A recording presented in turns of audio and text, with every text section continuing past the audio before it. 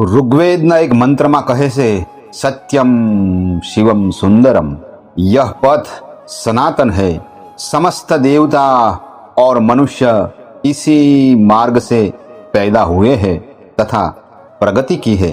हे मनुष्यों, आप अपने उत्पन्न होने की आधार रूपा अपनी माता को विनष्ट न करें। સનાતનનો અર્થ છે કે જે શાશ્વત છે, સદાયને માટે સત્ય છે, જે તત્વ અને જે વાતોનું શાશ્વત મહત્વ છે એને જ સનાતન કહે છે। જેમ કે સત્ય સનાતન છે, ઈશ્વર સત્ય છે, આત્મા સત્ય છે, મોક્ષ સત્ય છે અને એ સત્યનો માર્ગ બતાવવા વાળો ધર્મ સનાતન ધર્મ પણ સત્ય છે। એ સત્ય જો અનાદિકાળથી ચાલ્યું આવે છે અને જેનો કોઈ દિવસ અંત નથી, એ જ સનાતન એટલે કે શાશ્વત છે। એ સત્યને જ સનાતન કહે છે, એ જ સનાતન ધર્મનું સત્ય છે। સનાતન ધર્મ એક જ ઈશ્વર, આત્મા અને મોક્ષને તત્વ અને ધ્યાન સાધના ભક્તિથી જાણવાનો માર્ગ દેખાડે છે। બૃહદારણ્યક ઉપનિષદ કહે છે, ઓમ અસતોમાં સદગમય તમસોમાં જ્યોતિર્ગમય મૃત્યોર્મામૃતમ ગમયમ। હે ઈશ્વર, અમને અસત્યમાંથી સત્ય તરફ લઈ જા, અંધકારમાંથી પ્રકાશ તરફ લઈ જા, મૃત્યુમાંથી અમૃત તરફ લઈ જાઓ। આપણા સંતો, ભક્તો, ઋષિ મુનિઓએ ધ્યાન સાધનાની ઊંડી અવસ્થાએ પહોંચી બ્રહ્મ, બ્રહ્માંડ અને આત્માના અગમ રહસ્યને જાણીને પ્રગટ કર્યું છે। ધર્મ, અર્થ, કામ અને મોક્ષ જીવનના 4 પુરુષાર્થમાં મોક્ષ એ અંતિમ લક્ષ્ય છે। બ્રહ્મ અને મોક્ષ જ સત્ય છે। બ્રહ્મ પ્રત્યે સમર્પિત થઈને બ્રહ્મને જાણવાવાળાને બ્રહ્મર્ષિ કહે છે। સનાતન સત્યને જાણવાવાળા ઋષિઓને દ્રષ્ટા કહેવામાં આવે છે। સનાતન ધર્મમાં 4 યુગોનું વર્ણન કરવામાં આવ્યું છે, સતયુગ, દ્વાપર યુગ, ત્રેતાયુગ અને કલિયુગ। અત્યારે કલિયુગ ચાલી રહ્યો છે। સનાતન શબ્દ સત અને તત્થી મળીને બન્યો છે। એનો વ્યાપક ઉલ્લેખ અહમ બ્રહ્માસ્મિ ઓર તત્વમસી શ્લોકમાં જોવા મળે છે। એ શ્લોકનો અર્થ છે કે હું જ બ્રહ્મ છું અને આ સંપૂર્ણ જગત બ્રહ્મમય છે, એટલે કે બ્રહ્મ જ પૂર્ણ છે, એને સનાતન કહે છે। એટલે કે સત્ય જ સનાતન છે। તો એ સત્ય એટલે શું? ઈશ્વર, આત્મા, મોક્ષ આ પૂર્ણ અને સનાતન સત્ય છે। એટલે કે સનાતન ધર્મનો આદિ કે અંત નથી, અનાદિ કાળથી સનાતન ધર્મ છે અને અનંત કાળ સુધી રહેશે। આ સત્યને જ સનાતન કહેવામાં આવે છે। સનાતનના માધ્યમથી જ ઈશ્વર, આત્મા અને મોક્ષનું જ્ઞાન થાય છે। વિજ્ઞાન માટે મૃત્યુ એ રહસ્યમય ઘટના છે, જ્યારે સનાતન ધર્મમાં ઈશ્વર અને આત્માને તત્વ અને ધ્યાનથી જાણી શકાય છે।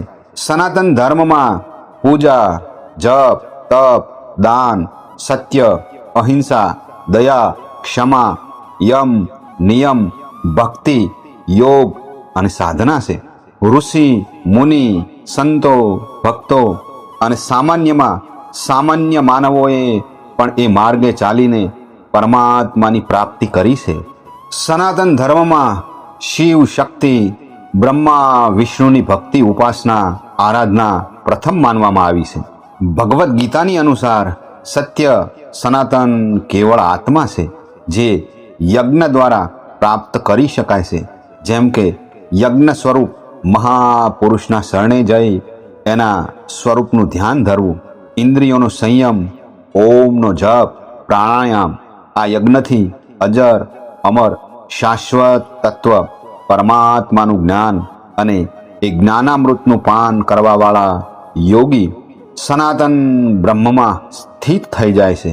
એ યજ્ઞનું નામ છે કર્મ। સ્વકર્મણા તમભ્યર્ચ સિદ્ધિ વિંદતી માનવા। નિષ્કામ કર્મની પરિપક્વ અવસ્થામાં મૃત્યુની પહેલે પાર અમૃત તત્વ સ્થિત છે। વેદો કહે છે ઈશ્વર અજન્મા છે, ઈશ્વર તો એક જ છે, પરંતુ દેવી દેવતા અને ભગવાન અનેક છે. જે મન વચન અને કર્મથી શ્રેષ્ઠ છે તે આર્ય છે, સનાતની છે. ઉપનિષદ કહે છે, ઓમ પૂર્ણમદઃ પૂર્ણમિદમ પૂર્ણાત પૂર્ણમુદચ્યતે પૂર્ણસ્ય પૂર્ણમાદાય પૂર્ણમેવાવશિષ્યતે. સત અને તત, સતનો અર્થ એ અને તતનો અર્થ તે, અર્થાત અહમ બ્રહ્માસ્મિ. આ સંપૂર્ણ જગત બ્રહ્મમય છે, બ્રહ્મ પૂર્ણ છે. આ જગત પણ પૂર્ણ છે. પૂર્ણ જગતની ઉત્પત્તિ પૂર્ણ બ્રહ્મમાંથી થઈ છે, છતાં બ્રહ્મ જ પૂર્ણ રહે છે. એ સનાતન સત્ય છે. જે તત્વ સદા સર્વદા નિર્લેપ, નિરંજન, નિર્વિકાર અને સદૈવ સ્વરૂપમાં જ સ્થિત રહે છે એને સનાતન અથવા શાશ્વત સત્ય કહે છે. વેદોનો બ્રહ્મ અને ગીતાનો સ્થિત પ્રજ્ઞ જ શાશ્વત સત્ય છે. જડ, પ્રાણ, મન, આત્મા અને બ્રહ્મ શાશ્વત સત્યની શ્રેણીમાં આવે છે. સૃષ્ટિ અને ઈશ્વર અનાદિ, અનંત અને સનાતન છે. આકાશ, વાયુ, જળ, અગ્નિ અને પૃથ્વી એ બધા તત્વો શાશ્વત સત્યની શ્રેણીમાં આવે છે. એ પાંચે તત્વો પોતાનું રૂપ બદલે છે પણ એનો નાશ નથી થતો. પ્રાણની પણ અવસ્થા છે. પ્રાણ, અપાન, સમાન અને યમ. એવી જ રીતે આત્માની અવસ્થા છે. જાગ્રત, સ્વપ્ન, સુષુપ્તિ અને તુરિયા. જ્ઞાનીઓ બ્રહ્મને સગુણ અને નિર્ગુણ કહે છે. એ સનાતન ધર્મનું સત્ય છે. બ્રહ્મ મહાઆકાશ છે તો આત્મા ઘટાકાશ છે. આત્માનો મોક્ષ એટલે કે બ્રહ્મમાં લીન થઈ જવું. બ્રહ્મલીન એટલે જ કહેવાય છે કે બ્રહ્મ સત્ય, જગત મિથ્યા. એ જ સનાતન સત્ય છે. એ શાશ્વત સત્યને માનવાવાળા અને જાણવાવાળા જ સનાતની કહેવાય છે. એટલે જ આપણે કહીએ છીએ કે સત્ય સનાતન ધર્મ કી જય.